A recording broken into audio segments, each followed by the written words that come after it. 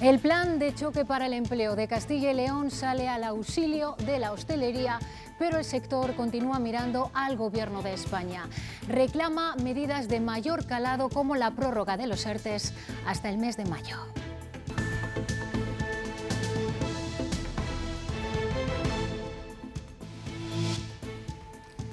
El plan de choque para el empleo auxilia a la hostelería con 15 millones de euros en una partida específica y otros 7 millones más para el comercio. También atiende al turismo y a otros sectores afectados por la pandemia, como orquestas y feriantes. El plan recoge otras líneas generales de ayudas, contratación y financiación. En total, 82 millones de euros. Hola, ¿cómo están? Castilla y León ya tiene su plan de choque para el empleo, la respuesta económica a quienes más han sufrido las consecuencias de esta pandemia. Resultado del acuerdo entre la Junta y el diálogo social, más vivo que nunca, ha dicho Fernández Mañueco.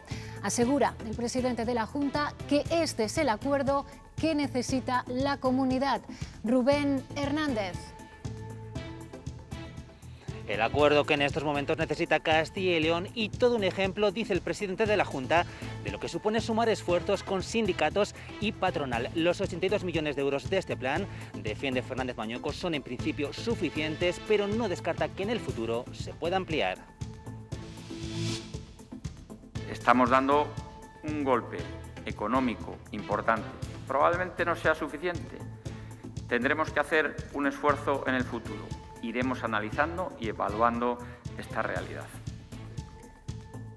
Leve descenso en los casos de contagios comunicados hoy en nuestra comunidad, día en el que Rusia abre la guerra por la vacuna más eficaz. Asegura que será la suya y no la de Pfizer, de la que Bruselas acaba de comprar hoy mismo 300 millones de unidades. Y hoy también nos vamos a detener en Segovia, junto a Soria, las provincias que más a raya mantienen el rastro del virus. La población que desde luego ha sufrido mucho más a lo mejor que en otras zonas donde a lo mejor no ha sido tan grande ese contagio en la primera ola y no están tan concienciados como aquí, como en Segovia y como en Soria. En el Congreso, el proyecto de presupuestos del Gobierno se somete a su primer examen. Tiene los apoyos necesarios, como decimos, independientemente del voto de Ciudadanos. Pero nada más arrancar ese debate ha llegado otra de las noticias sanitarias del día. Daniel de la Fuente. Sí, la portavoz del Ejecutivo, María Jesús Montero, ya ha anunciado que el Gobierno finalmente sí reducirá el IVA de las mascarillas del 21 al 4%. Será el próximo martes en el Consejo de Ministros mediante la aprobación de un decreto ley. Montero también ha anunciado que el Gobierno estará muy vigilante para que esa reducción del IVA se muestre, se vea en el precio final que pagamos los consumidores. Te vamos a dar un paso más y vamos a bajar el IVA de las mascarillas del 21 al 4%. Y a menos que el Senado lo remedie, la asignatura de ética seguirá sin tener sitio en las aulas. Se ha roto el acuerdo político alcanzado hace 2 años y los profesores advierten que se pierde mucho más que una asignatura. A ponerse en el lugar del otro, a entender las reflexiones y las ideas y las opiniones de los demás, por muy complicadas y prejuiciosas que nos puedan parecer de inicio. De hecho, eso mismo es un prejuicio y demás. Eso es lo que se pierde. Y en el tiempo parece que las nieblas van a dejar algunas zonas sin el llamado veranillo de San Martín. Francisco. Así es, Alejandra, y es que como en esas zonas la mañana ha sido un poquito más gris, las temperaturas les cuesta subir por esa menor radiación solar y se quedan en 12 o 13 grados. Eso sí, en zonas del sur donde las nieblas han sido menos persistentes sí que superan los 14 o 15 grados. Y también les contaremos hoy la historia del renacimiento de este teatro, el Lope de Vega, el más antiguo de Valladolid. Lleva años cerrado y el ayuntamiento acaba de comprárselo a un banco para que pueda subir de nuevo el telón.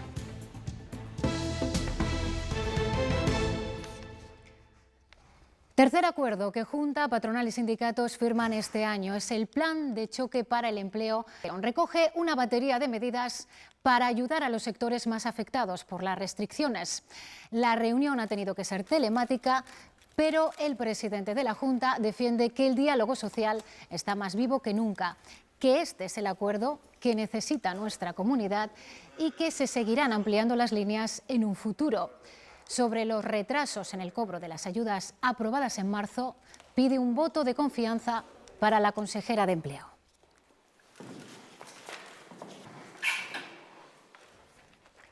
Pues bien, este plan de choque para el empleo se vertebra en 5 grandes patas que persiguen fomentar la contratación, facilitar la financiación y ayudar también a trabajadores, empresas y autónomos. En total, como ven, son más de 82 millones de euros para apoyar a todos aquellos sectores que han sido más golpeados por la crisis del coronavirus. Si buceamos en sus 27 programas, encontramos también que específicamente en este plan de choque para el empleo se va a destinar a la hostelería 15 millones de euros y 7 millones de euros, algo más de 7 millones de euros se va a destinar al comercio. Estas son ayudas específicas, pero estos sectores también pueden optar a otras líneas generales. En unos minutos vamos a volver con más detalles sobre este acuerdo. Ahora seguimos con el repaso de la actualidad. Actualidad que pasa por los datos del coronavirus en esta jornada. Leve descenso en el número de positivos diarios en Castilla y León.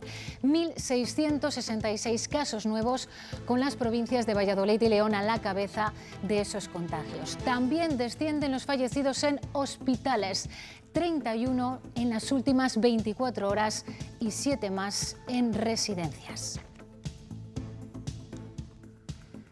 Del impacto que esta segunda ola está teniendo en Castilla y León, otro dato revelador. 4 capitales de provincia de la comunidad están entre las 25 ciudades españolas con mayor incidencia del virus. La primera en ese listado es Burgos. A pesar de que la consejera de Sanidad, Verónica Casado, explicó ayer que la tendencia del virus en Burgos está contenida, las cifras y los datos no reflejan lo mismo. De hecho, ayer Burgos batió récord en el número de contagios y con diferencia en toda la comunidad, y en tan solo una semana se ha acercado ya a los 2.300 casos diagnosticados. Hay 9 capitales españolas que superan ya los 1.000 contagios por cada 100.000 habitantes acumulados en los 14 días. Y Burgos, precisamente, lidera ese ranking con 1.719 infectados.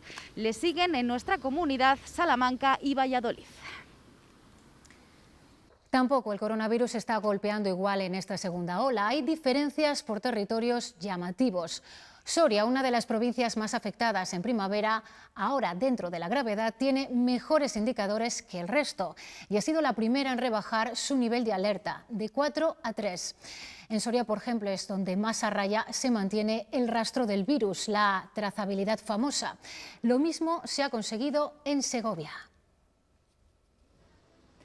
Una trazabilidad óptima se considera si el porcentaje está por encima del 50%, en Soria es del 82%, en Segovia del 78% y Ávila también está por encima del 70%. Eso indica que son los líderes en este ranking, en este importante indicador que evita la propagación del coronavirus. Los rastreadores siguen trabajando, detectando cada uno de los casos positivos y todos sus contactos en estudio, y nos piden que, además de que sigamos manteniendo los segovianos esa alta concienciación y el mantenimiento de las medidas sanitarias, que seamos muy sinceros, muy honestos en las respuestas si nos llama un rastreador, porque la trazabilidad es cosa de todos.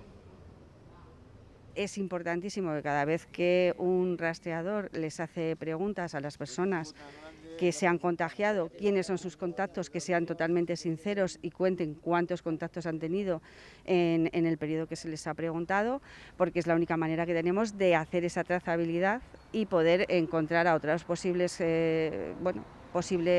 casos que puedan salir de esos contactos. En aquellas localidades con muchos contagios y donde se ha perdido el rastro del virus, es donde la Junta ha optado por hacer cribados masivos con antígenos para detectar asintomáticos. Se hizo el pasado fin de semana en San Andrés del Rabanedo, en la provincia de León, y este próximo fin de semana será en la localidad burgalesa de Aranda de Duero. El Ayuntamiento de Aranda de Duero está preparando estas instalaciones, las del recinto ferial de la localidad, donde tendrá lugar el sábado y el domingo esas pruebas de antígenos en horario de 9 de la mañana a 6 de la tarde.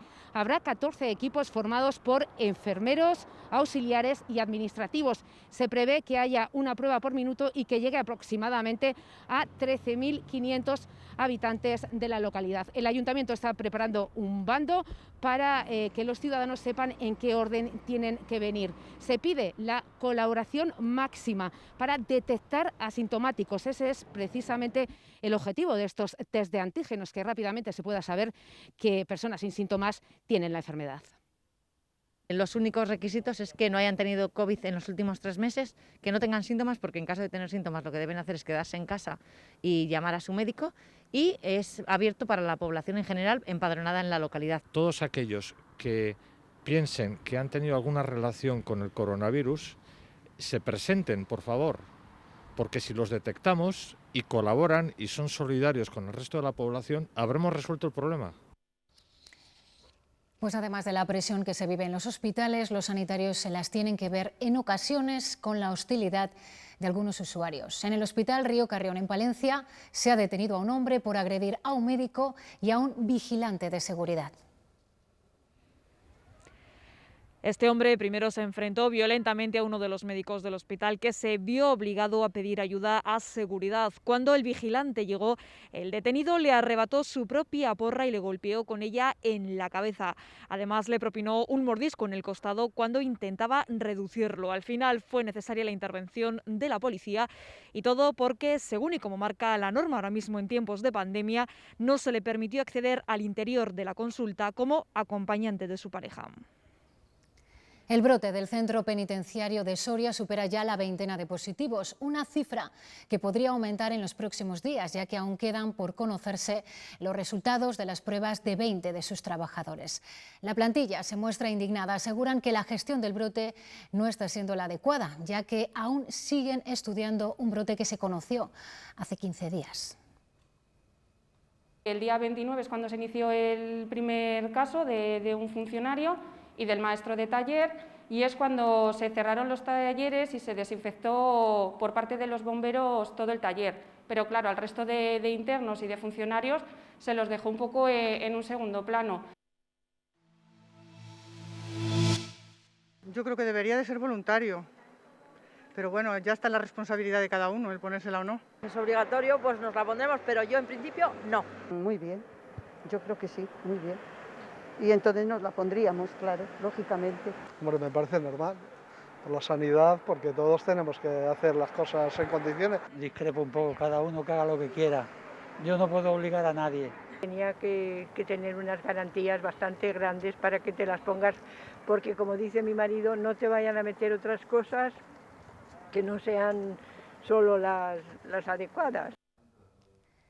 En España, el ministro Illa descarta por ahora que la vacuna del coronavirus sea obligatoria, pero este debate no es nuevo en otros países como Italia. En Alemania se opta por que sea voluntaria y por crear además un banco de datos con quienes se han vacunado, con qué vacuna y en qué territorio lo han hecho. Lo cierto es que la vacuna de Pfizer abre una posibilidad real y cada vez más próxima. La Agencia Europea del Medicamento estaría dispuesta a dar a Pfizer una autorización extraordinaria para que pueda distribuir la vacuna de manera inmediata en cuanto se confirmen sus buenos resultados. La Unión Europea acaba de comprar 300 millones de dosis, de las cuales 30 millones serán para España. Y en todo esto entra en escena Rusia, que pugna por tener la vacuna más fiable. Putin asegura que la efectividad de su inyectable será del 92%, 2 puntos por encima que la de Pfizer. Con la guerra por la vacuna, ya lo ven, ya declarada, Gobierno y comunidades autónomas se reúnen esta tarde en la Interterritorial de Salud. En principio se iba a abordar la efectividad del toque de queda y de otras medidas, pero la actualidad parece que se impone. Madrid, Daniel de la Fuente. Sí, con el anuncio de la vacuna de Pfizer, numerosas comunidades autónomas pidieron criterios homogéneos para su distribución. Ese será uno de los puntos que se aborde esta tarde en ese Consejo Interterritorial, además de a qué colectivos irán esas primeras dosis. En principio serían sanitarios y personas vulnerables como personas mayores. También se debatirá en ese Consejo Interterritorial las medidas que han puesto en marcha las comunidades autónomas después de que el Gobierno insistiera, reiterara en numerosas ocasiones que se necesitaba precisamente tiempo para ver los efectos de estas medidas. La última decisión sanitaria la hemos conocido a mediodía en el Congreso, después de resistirse durante semanas amparándose en una directiva europea. El Gobierno sí, finalmente bajará tanto el precio como el IVA de las mascarillas. Vamos a dar un paso más y vamos a bajar el IVA de las mascarillas del 21 al 4%. Y tomamos esta decisión una vez que la Comisión Europea nos confirmó por escrito ayer por la tarde, tras la consulta efectuada días previos sobre esta cuestión, que no abrirá procedimiento de infracción a nuestro país por incumplir la directiva comunitaria. Es el último anuncio del Gobierno sobre una gestión de la pandemia que le está pasando factura. Según el último barómetro del CIS, la imagen del Ejecutivo Central ha empeorado para 6 de cada 10 españoles desde el mes de marzo. Estos 8 meses de pandemia han hecho que cambie nuestra percepción sobre las instituciones públicas según el CIS. El último barómetro indica que más de la mitad de los encuestados ha mejorado su opinión sobre las ONG, la Policía Nacional, la Guardia Civil, el personal docente y el Ejército. Todo lo contrario ocurre con el Gobierno central. Su imagen ha empeorado para casi el 60%. También se ha deteriorado la opinión de más del 47% sobre los medios de comunicación y los gobiernos autonómicos. El sondeo recoge que el 85,7% cree que la pandemia aún va a durar mucho más tiempo. 2/3 partes de los encuestados creen que ya no podrá realizar proyectos o viajes que le gustaría. Y más de la mitad, el 58,4%, afirma que ha llegado a pensar que podría morir por la COVID. Ese estado de ánimo ha llevado al 7,3% a pedir ayuda profesional. Esta mañana la Sociedad Española de Médicos Generales y de Familia ha presentado una encuesta sobre afectados del llamado COVID persistente. Afecta a aquellos pacientes que tienen síntomas del virus durante varios meses. Según los datos recabados, la media llega a los 185 días, es decir, a algo más de 6 meses de duración de los síntomas. El perfil más típico es el de mujer de 43 años y los síntomas más repetidos: cansancio, malestar general, dolores de cabeza y falta de aire. Nos enfrentamos cada día a una enfermedad desconocida, no reconocida, por lo menos en nuestro país, y muy incapacitante. Eso crea mucha incertidumbre, es muy asustante y tiene un grave impacto en nuestras vidas, empezando por la vida propia, que te encoge totalmente, pierdes todo básicamente que te define y quizás lo que te sostiene.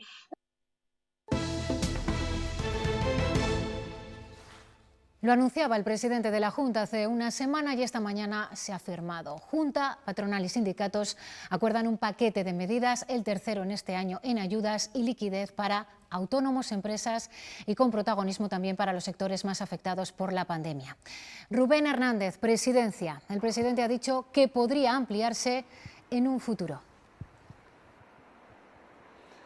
Así ha asegurado el presidente de la Junta, que no descarta que los 82 millones de euros de este plan puedan quedarse cortos de cara al futuro, aunque ahora mismo, eso sí, ha defendido que lo pactado hoy con sindicatos y patronal es suficiente para afrontar la situación actual. En cuanto a la rapidez para pedir y recibir estas ayudas, Fernández Mañueco se ha comprometido a que todo el proceso sea lo más ágil posible para de esta forma evitar situaciones como las vividas durante la primera parte de la pandemia, cuando muchas ayudas o no llegaban o llegaban muy tarde. Un retraso que ha justificado el presidente con estas palabras.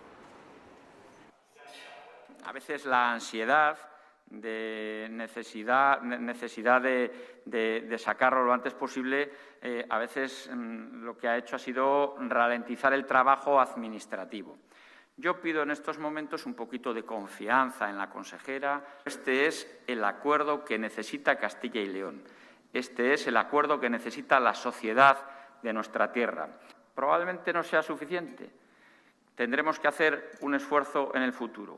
Iremos analizando y evaluando esta realidad. Estamos hablando en conjunto de 82 millones de euros. En los últimos días se ha mejorado una cifra que en principio, Rubén, iba a ser de 73 millones.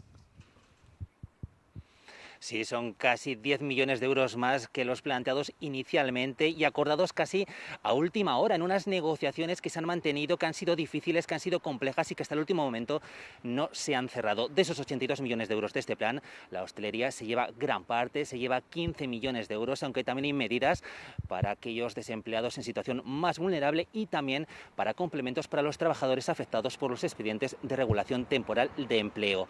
Los detalles de este plan de choque son estos. En estas 50 páginas está escrito el apoyo que recibirán los más afectados de esta pandemia. Este plan de choque se divide en 5 grandes categorías. Fomento de la contratación, principalmente para el plan de empleo de entidades locales. Ayudas a trabajadores, autónomos y empresas, donde se recogen 7 millones para trabajadores en ERTE y para mayores de 55 años. Ayudas sectoriales y territoriales, formación y transformación digital y financiación. En total, más de 82 millones de euros, 10 millones más de los anunciados. Si buceamos por los 27 programas, encontramos ayudas específicas, por ejemplo, para uno de los grandes damnificados, la hostelería, una línea de apoyo, también ayuda para cerramientos de terrazas, compra de estufas o mamparas, financiación para compras del canal Horeca y una línea de mantenimiento del empleo. Suman 15 millones de euros. También ocurre con el comercio, 200.000 euros para estimular el consumo, ayuda para la modernización de pymes o una línea de crédito, más de 7 millones. También se incluye a otros sectores afectados por la pandemia como el turismo, los feriantes o las orquestas. La cuantía asignada para cada programa podrá fluir entre ellos siempre y cuando sean de la misma categoría. En esta ocasión no se ha producido la tradicional rueda de prensa conjunta del Ejecutivo y los agentes sociales cuando se firma un gran acuerdo dentro del diálogo social. Rubén, ¿por qué esta sucesión de ruedas de prensa? Pues aunque no tenemos explicación oficial, sí sabemos que uno de los motivos tiene que ver con el presidente de los empresarios, con el presidente de Cecale, que se encuentra en su casa confinado, siguiendo cuarentena por su cercanía con un caso positivo. Al margen de ello, tanto sindicatos y patronal coinciden a la hora de destacar la importancia de este acuerdo, aunque recuerdan lo verdaderamente relevante viene ahora, porque es en este momento cuando se tiene que ver que se cumple todo lo pactado y que no pase, como en el pasado, que algunas de las medidas que se acordaron se quedaron en el aire. Estas líneas serán efectivas si se ponen en marcha inmediatamente y llegan a los ciudadanos de una forma inmediata. Cierra heridas, por decir una manera, y abre puertas, ¿no? Entonces, eso ya de por sí tiene un valor importante. Aparte de hacer un seguimiento a todas las líneas que ahora mismo se ponen en funcionamiento, el que podamos modificar o ampliar esas medidas. Luis Tudanca se alegra de que se reconduzca, dice, el diálogo social, pero apuntilla que las ayudas contempladas para los hosteleros no dan para nada. Según sus cálculos, se quedan en unos 83 euros para cada uno. El PSOE anuncia va a presentar su propio plan para el sector la semana que viene. Van a cobrar, en el mejor de los casos, 83 euros por trabajador. Esta es toda la ayuda. El Grupo Parlamentario Socialista va a proponer un plan de choque que permita limitar y regular los alquileres de los locales en el sector de la hostelería y también lo que en otras comunidades autónomas se ha puesto en marcha y se denomina cheque resistencia, para que a las micropymes y a los pequeños autónomos del sector de la hostelería se les ayude con un cheque resistencia que se denomina de entre 150 y 300 euros semanales.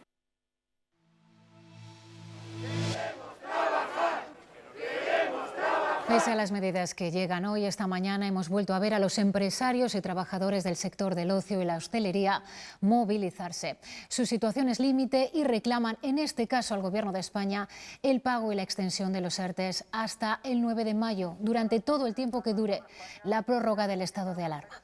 Son imágenes de Valladolid frente a las oficinas del SEPE, pero estaban convocados en todas las comunidades autónomas. Nos habían cortado el horario hasta las 10, con lo cual hay mucha gente que cogió y decidió hacer medio ERTE, digamos, a media jornada. Luego nos cierran, con lo cual otra vez hay que solicitar ERTE completo. Luego los ERTEs no llegan, tardan muchísimo en cobrar. Los trabajadores están todos fastidiados porque los pagos sí que nos llegan, pero los ingresos no. Ese cierre de la hostelería tiene efectos directos sobre las empresas distribuidoras de bebidas. Una de estas empresas, en Segovia, ha tenido ya que realizar un ERTE al 40% de su plantilla y sus camiones apenas hacen salidas desde su almacén. Les salva que trabajan con negocios de la Sierra de Madrid y las tiendas de alimentación, aunque cerrarán el año con pérdidas de hasta un 70%. Al final hemos tenido que tomar la decisión de presentar un nuevo ERTE y lo que tenemos ahora es aproximadamente un 40% de la plantilla dejado, son servicios mínimos para dar cobertura a todas las tiendas de alimentación tradicional. Esta mañana ha comenzado en el Congreso de los Diputados el primer gran trámite de los presupuestos generales del Estado. La Cámara rechazará las 7 enmiendas a la totalidad que ha presentado la oposición. El Gobierno las va a superar con sus socios de investidura más Ciudadanos. Nos vamos a Madrid. Daniel de la Fuente, danos más detalles. Sí, pues precisamente Ciudadanos pide a cambio de su apoyo ayudas a la conciliación a los autónomos y que se quite esa polémica ley Celaá. Dice la formación naranja que han demostrado su responsabilidad política en estos meses y que Sánchez debe escuchar menos a Iglesias. El propio Iglesias celebraba el posible acuerdo con Bildu y el resto de socios de investidura para sacar adelante esas cuentas y decía que el acuerdo con una formación política como Ciudadanos es inviable. Por su parte, María Jesús Montero lamentaba que tuviéramos unas cuentas prorrogadas desde 2018 y dice que el que no apoye estos nuevos presupuestos estará demostrando su irresponsabilidad manifiesta. Hacernos la pregunta de por qué. Si no es ahora, en medio de una pandemia que ha generado la peor crisis sanitaria, económica y social desde la guerra, ¿cuándo podemos ponernos de acuerdo para aprobar unas cuentas para el país? Que salgan a la luz las tintas, ¿cómo está? Un juzgado de instrucción de Madrid da carpetazo al caso conocido como Delsigate, el polémico encuentro en Barajas del ministro José Luis Ábalos con la vicepresidenta de Venezuela, Delcy Rodríguez, que tiene prohibido pisar suelo europeo. El magistrado concluye que la reunión se produjo en la zona internacional del aeropuerto, por lo que estima que Rodríguez no entró en territorio español y, por tanto, ha dictado el sobreseimiento de este caso. Consiste sino en un bloqueo naval. A menos que se corrija en el Senado, la ética no volverá a las aulas. La ley Celaá no recupera esta asignatura en cuarto de la ESO, como acordaron todos los partidos políticos hace ya 2 años. Partido Socialista y PNV han votado en contra de la enmienda presentada de nuevo en la Comisión del Congreso. Los profesores lamentan que los alumnos no aprenderán a pensar por sí mismos ni a debatir con los demás. Los alumnos de hoy pueden terminar la educación obligatoria sin haber discutido sobre la verdad y la mentira, la violencia y la convivencia o el bien y el mal. Es importante que se les empiece a plantear los problemas éticos básicos, ¿vale?, sobre qué hacer, qué está bien, lo que me apetece, lo que tengo que hacer y las consecuencias que puedan tener esas cosas. La sociedad necesita jóvenes que se hagan estos planteamientos. Sin embargo, la reforma educativa no devuelve la ética a las aulas. Solo se contempla una asignatura sobre educación cívica y valores constitucionales. No es la misma asignatura, por mucho que la idea original que se está intentando vender sea esa. Una cosa es que te digan que tienes que ponerte la mascarilla porque la ley lo dice y otra cosa es que tú entiendas que te comportas moralmente y te preocupas por los demás porque racionalmente entiendes que es una buena opción. Con la ley Celaá, la filosofía, su historia, Platón y compañía solo se enseñará a un exclusivo grupo de alumnos. Solo tienen que comportarse o conocer rudimentos de acción ética y moral los que vayan al bachillerato, los demás no tienen que conocer absolutamente nada en relación con la ética. Los profesores de filosofía quieren volver a dar ética para ayudar a formar a los ciudadanos que la sociedad necesita. Miramos a Estados Unidos. El presidente electo Joe Biden prepara la transición en una Casa Blanca que Donald Trump se resiste a abandonar. Una semana después de las elecciones, Trump sigue sin reconocer los resultados, lo que según Biden no frenará el traspaso de poderes.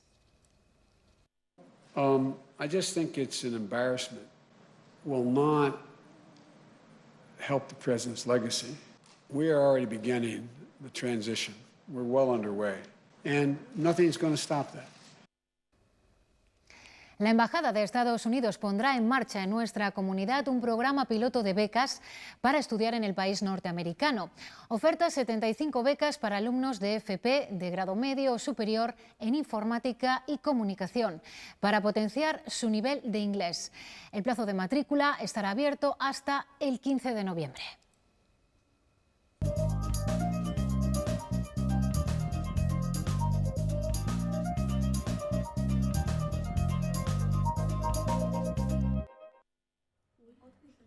Si eres estudiante de formación profesional en informática o comunicación, la Embajada de Estados Unidos tiene una propuesta para ti. Estamos abriendo puertas para que puedan ir a Estados Unidos para estudiar y eventualmente para que sean más competitivos cuando entran en el mercado laboral aquí en España. La Embajada ofrece 75 becas para que alumnos de Castilla y León puedan mejorar su nivel de inglés y acceder a la experiencia que supone estudiar en Estados Unidos.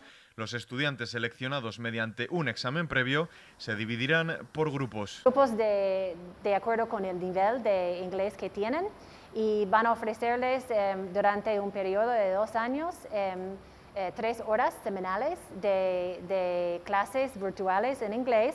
Al final del curso se espera que el alumno saque un 61 en el TOEFL, lo que equivaldría a un nivel algo superior al B1. Será entonces cuando el propio alumno decida si probar o no la experiencia que se le ofrece en Estados Unidos. Estamos esperando que en el 3er año los estudiantes escogen a estudiar en Estados Unidos. El plazo de matrícula para acceder a esta experiencia está abierto hasta el 15 de noviembre. Renault abre desde mañana su propio banco en España, que ya funciona en Francia o Alemania. Su funcionamiento es completamente digital y ofrece 2 productos de ahorro: una cuenta contigo, remunerada al 0,65% TAE, y el depósito tú, con un TAE del 1% a 24 meses. El Grupo Aspanias recurrirá a la sanción de la Inspección de Trabajo por el traslado de trabajadores con discapacidad de Burgos a un sótano durante una jornada de huelga. Alegan que tomaron esta decisión para salvaguardar su derecho al trabajo y creen que actuaron de forma acertada. Se ha hecho ante una situación muy excepcional de ataque directo hacia las personas con discapacidad que no podíamos consentir. Entonces yo comentaba a un amigo que si al final la Inspección de Trabajo nos multa, pues será una multa que pagaremos muy a gusto, inclusive si la tengo que pagar de mi bolsillo.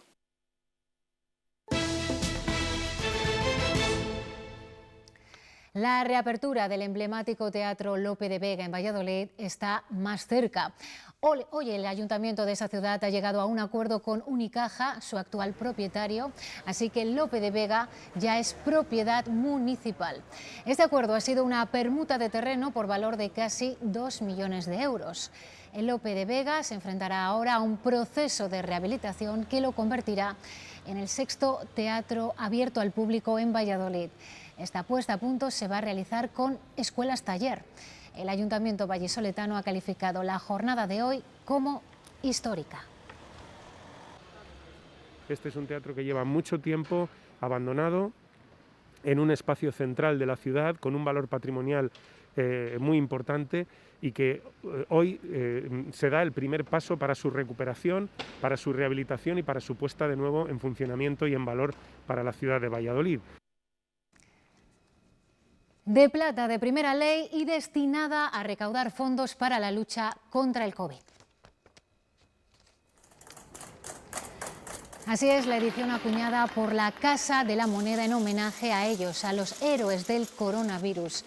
Lleva grabada la palabra gracias y se podrá adquirir en las entidades financieras. Los 30 euros que cuesta servirán para seguir investigando sobre la enfermedad que tanto nos ocupa. Así nos vamos a marchar. Llegan ahora los deportes. Más información a las 8:30 y en ciltv.es. Hasta mañana.